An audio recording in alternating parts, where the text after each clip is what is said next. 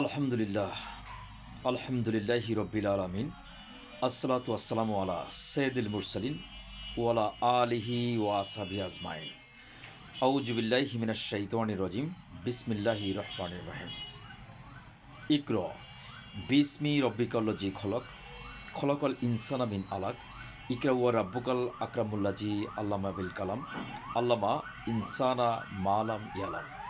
সর্বপ্রথম আমি শুকরিয়া আদায় করছি সেই মহান রাব্বুল আলামিনের, অতঃপর সশ্রদ্ধা চিত্তে দুরূদ ও সালাম পেশ করছি বিশ্ব মানবতার অগ্রদূত প্রিয় নবী হযরত মুহাম্মদ মুস্তাফা সাল্লাল্লাহু আলাইহি সাল্লামের প্রতি। সম্মানিত ভাইরা, যে বিষয়টি নিয়ে আমি আজকে আলোচনা করতে চাই সেটি হচ্ছে দিন। আসলে ইসলামে দিন বলতে কি বোঝানো হয়েছে?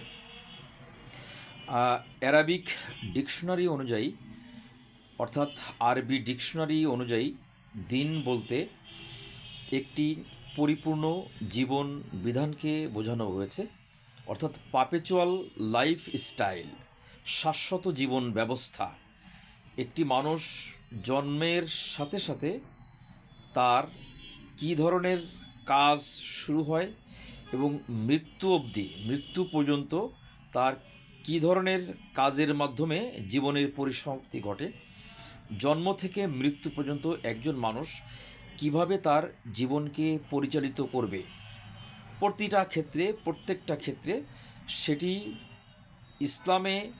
ইসলামিক বিধানে মহান রাব্বুল আলামিন পবিত্র আল কোরআনের মাধ্যমে বলে দিয়েছেন এবং সেটিকে আরও বেশি ক্লিয়ারিফাই করেছেন প্রিয় নবী হযরত মুহাম্মদ মুস্তাফা সাল্লাল্লাহু আলাইহি সাল্লাম বিভিন্ন কাজ, কথাবার্তা এবং সম্মতির মাধ্যমে। অত্যন্ত পরিতাপের বিষয় যে একটি পরিপূর্ণ জীবন বিধান পেয়েও, একটি পরিপূর্ণ কমপ্লিট কোড অফ লাইফ পেয়েও আমরা সেই দিনকে, অর্থাৎ ইসলাম যে একটি পরিপূর্ণ দিন, সেটিকে সম্পূর্ণরূপে অনুধাবন করতে আমাদের বেশিরভাগ মুসলিম ব্যর্থ। ধরুন, একজন মানুষ জন্মের সাথে সাথে তার জন্য কী দোয়া পাঠ করতে হবে এবং মৃত্যুর সময় তার জানাজার নামাজ পড়ার মাধ্যমে সেই ব্যক্তিকে দুনিয়া থেকে বিদায় দিতে হবে। তাহলে জন্মের সাথে যে শুকরিয়ার দোয়া এবং মৃত্যুর সময় যে জানাজার নামাজ, এই যে দুইটি কাজের মধ্যবর্তী জীবন একটি মানুষ কিভাবে পরিচালিত করবে, তার প্রতিটা ক্ষেত্রে, প্রতিটা সেক্টরে ইসলাম কিন্তু সেটা অত্যন্ত ক্লিয়ারলি বলে দিয়েছে। এখন বক্তব্য হলো যে এই দিন কি শুধুমাত্র মুসলিমদের ক্ষেত্রে প্রযোজ্য? মানে দিন বলতে কি শুধু ইসলামকে বোঝায়, নাকি অন্যান্য ধর্মাবলম্বীদের ওটাও দিন?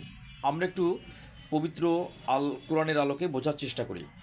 আসলে দিন বলতে শুধুমাত্র ইসলামকে বোঝায় না। হিন্দুদের ওটাও একটি দিন, খ্রিশ্চানদের ওটাও একটি দিন, বৌদ্ধদের ওটাও একটি দিন, শিখদের ওটাও একটি দিন, আবার পারস্যিকদের জরথুস্ট্র ইজিমি যারা বিশ্বাস করে সেটাও কিন্তু একটি দিন। সূরা কাফিরুনে স্পষ্ট মহান রাব্বুল আলামিন ঘোষণা করেছেন যে হে রাসূল আপনি বলে দিন লাকুম দীনুকুম ওয়ালিয়া দিন, অর্থাৎ তোমার দিন তোমার, আমার দিন আমার। ঠিক এই আয়াতের মাধ্যমে, সূরা কাফিরুনের মাধ্যমে আমরা স্পষ্ট বুঝতে পারি যে দিন বলতে আল্লাহ এখানে যেটি বোঝাতে চেয়েছেন সেটি হলো ইসলামও একটি দিন, অর্থাৎ জীবন ব্যবস্থা, এবং হিন্দুদের ওটিও একটি জীবন ব্যবস্থা, খ্রিশ্চানদের ওটিও একটি জীবন ব্যবস্থা, বৌদ্ধদের ধর্মও কিন্তু তাদের একটি জীবন ব্যবস্থা। কিন্তু মহান রাব্বুল আলামিন পবিত্র আল কোরআনে স্পষ্ট বলেছেন যে ইন্নাদ-দীনা ইনদাল্লাহিল ইসলাম, একমাত্র পরিপূর্ণ দিন মানে কমপ্লিট কোড, পরিপূর্ণ জীবন ব্যবস্থা বা পরিপূর্ণ দিনই হলো কিন্তু ইসলাম। আর অন্য কোনো দিন, অর্থাৎ হিন্দুদের, বৌদ্ধদের, খ্রিস্টানদের বা অন্যান্য ধর্মাবলম্বীদের যে জীবন ব্যবস্থা সেটা কিন্তু পরিপূর্ণ নয়। তাহলে পরিপূর্ণ নয় কেন পরিপূর্ণ নয়? এই কারণের জন্যে যে জীবনের প্রত্যেকটা সেক্টরের যে ক্লিয়ারিফিকেশন সেটি কিন্তু অন্যান্য ধর্মের বিধানে বলা হয়নি, শুধুমাত্র except it has been said in Islam, শুধুমাত্র ইসলামেই বলা হয়েছে। এই জন্যে ইসলামই কিন্তু একমাত্র পরিপূর্ণ জীবন বিধান বা পারপেচুয়াল লাইফ স্টাইল, শাশ্বত জীবন ব্যবস্থা।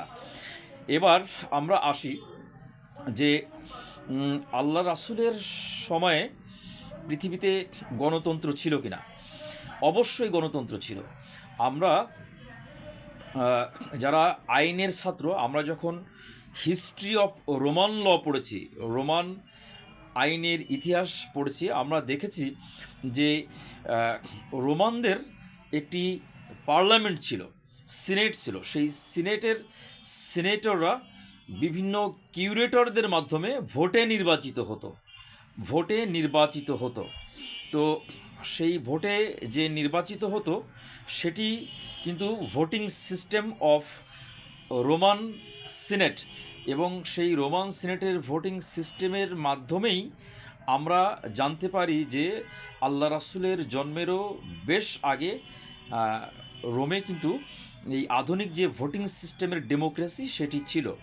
তো পবিত্র আল কোরআনে এই যে ডেমোক্র্যাটিক যে ভোটিং সিস্টেম, এই ডেমোক্র্যাটিক ভোটিং সিস্টেমকে কোনো অবস্থাতেই কিন্তু এটা অ্যালাউ করা হয়নি। কারণ ডেমোক্র্যাটিক ভোটিং সিস্টেমে অধিকাংশ লোকই মেইন স্ট্রিম অফ পাওয়ার, ক্ষমতার প্রধান উৎস অধিকাংশ লোকই। কিন্তু আমরা যদি সূরা আল বাকারার 107 নম্বর আয়াত দেখি, মহান রাব্বুল আলামিন বলছেন যে আসমান এবং জমিনের একচ্ছত্র ক্ষমতার মালিক কিন্তু মহান রাব্বুল আলামিন নিজেই। আল্লাহ বিভিন্ন স্থানে পবিত্র আল কোরআনের বিভিন্ন আয়াতের মাধ্যমে এটি স্পষ্ট করেছেন। যেমন এক জায়গায় মহান রাব্বুল আলামিন বলছেন যে অলিল্লাহি মিরসুস সামাওয়াতি ওয়াল আর্থ, অর্থাৎ আসমান এবং জমিনের একচ্ছত্র ক্ষমতার মালিক কিন্তু আল্লাহ। তাহলে আল্লাহর এই যে একচ্ছত্র ক্ষমতার অধিপতি মহান আল্লাহ নিজেকে ঘোষণা করেছেন, তাহলে জনগণ কোনোদিনও কখনোই কিন্তু ক্ষমতার মালিক হতে পারে না। আপনি যখনই বিশ্বাস করবেন যে অধিকাংশ জনগণই ক্ষমতার উৎস বা ক্ষমতার মালিক, আপনি শিরক করে ফেলবেন। বিসাইডস আমি আরেকটি ব্যাপার একটু ক্লিয়ার করে বলতে চাই যে আধুনিক গণতন্ত্রের জনক কিন্তু আব্রাহাম লিঙ্কন। কিন্তু আধুনিক গণতন্ত্রের জনক আব্রাহাম লিঙ্কন হলেও ওই যে অ্যানশিয়েন্ট রোমান যে ডেমোক্রেসি ছিল ওটার গণতন্ত্র ছিল তৎকালীন গ্রিসের সম্রাট সোলন। আপনারা যদি মার্ভেন পেরির ওয়েস্টার্ন সিভিলাইজেশন বইটি পড়েন, আপনারা এটি খুবই ক্লিয়ার হয়ে যেতে পারবেন যে এই গণতন্ত্র কিন্তু প্রাচীনকালে মূলত সৃষ্টি হয়েছিল গ্রিক সম্রাট সোলনের মাধ্যমে, এবং আধুনিককালে সেই গণতন্ত্রকে আরও বেশি মডারেট করেছে কিন্তু আমেরিকার আব্রাহাম লিঙ্কন। তো গণতান্ত্রিক ধারাও কিন্তু একটি জীবন ব্যবস্থা, অর্থাৎ দিন। আবার সমাজতান্ত্রিক ধারাও কিন্তু একটা জীবন ব্যবস্থা। এখন সমাজতান্ত্রিক ধারা ধরে নেন যে ফ্রেডরিক অ্যাঙ্গেলস এবং কার্ল মার্কস, ওনারা এই আধুনিক যে সোশ্যালিজম অর্থাৎ যে সমাজতন্ত্র, এই সমাজতন্ত্র ওনারা সমাজতন্ত্রের মাধ্যমে একটি জীবন ব্যবস্থা, একটা পরিপূর্ণ জীবন ব্যবস্থা সারা পৃথিবীতে প্রসার করার যে চেষ্টা চালিয়েছিলেন, এবং তাতে কিন্তু বেশ খানিকটা সফলও হয়েছিলেন। কারণ একসময় 2/3 অফ দ্য ওয়ার্ল্ড, বিশ্বের দুই তৃতীয়াংশ কিন্তু সমাজতন্ত্রের মাধ্যমেই পরিচালিত হয়েছে।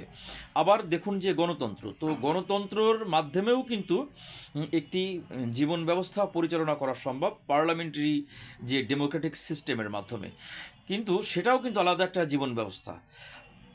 আমরা আশ্চর্য হয়ে যাই যে যখন সূরা কাফিরুন পড়ি, সূরা কাফিরুনে কিন্তু এটি খুবই স্পষ্ট করে দিয়েছেন মহান রাব্বুল আলামিন যে লাকুম দিনুকুম ওয়ালিয়া দিন, অর্থাৎ তোমার যে জীবন ব্যবস্থা, তুমি যেটা উদ্ভব করেছো সেটা তোমার। আল্লাহ রাসূল বলছেন যে আমার জীবন ব্যবস্থা, অর্থাৎ যেটা আল্লাহ কর্তৃক প্রদত্ত আমাকে দেওয়া হয়েছে সেটি আমার। তাহলে এই পৃথিবীতে আহ, আজকে আমি যদি ব্যাখ্যা করি আর একটু অ্যাম্পলিফাই করি, সেটি হচ্ছে যে ধরুন বাংলাদেশের যে আইন ব্যবস্থা,